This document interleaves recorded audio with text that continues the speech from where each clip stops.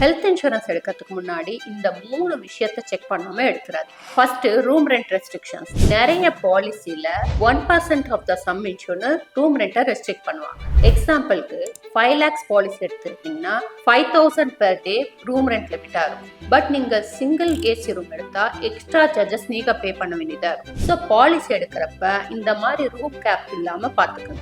Second, கோபே class. சில பாலிசில எல்லாம் 20 to 30% கம்பல்சரி கோபே மாதிரி இருக்கும். எக்ஸாம்பிளுக்கு உங்களுக்கு 1 lakh பில் வருதுன்னா அதுல 20,000 to 30,000 வரைக்கும் நீங்க பே பண்ற மாதிரி இருக்கும். பேலன்ஸ் இருக்கிறத கம்பெனி பேர் பண்ணும். ஸோ இந்த மாதிரி கோபே எதுவுமே இல்லாம பாத்துக்கணும். Third, day care surgeries. எல்லா ட்ரீட்மெண்ட்ஸ்க்கும் 24 hours தேவைப்படாது. சில ட்ரீட்மெண்ட்ஸ் எல்லாம் ஒரே டேல டிஸ்சார்ஜ் ஆகி போகிற மாதிரி இருக்கும். ஸோ இந்த மாதிரி ஒரு கிளைமும் நம்ம ஹெல்த் இன்சூரன்ஸ்ல கிளைம் பண்ணிக்க முடியும். ஸோ பாலிசில எல்லா டே கேர் ப்ரொசீஜர்ஸும் இருக்கான்னு செக் பண்ணி, ஸோ இந்த மாதிரி ஹிடன் ட்ராப்ல தான் மாட்டாம இருக்க நம்ம பேஜை ஃபாலோ பண்ணி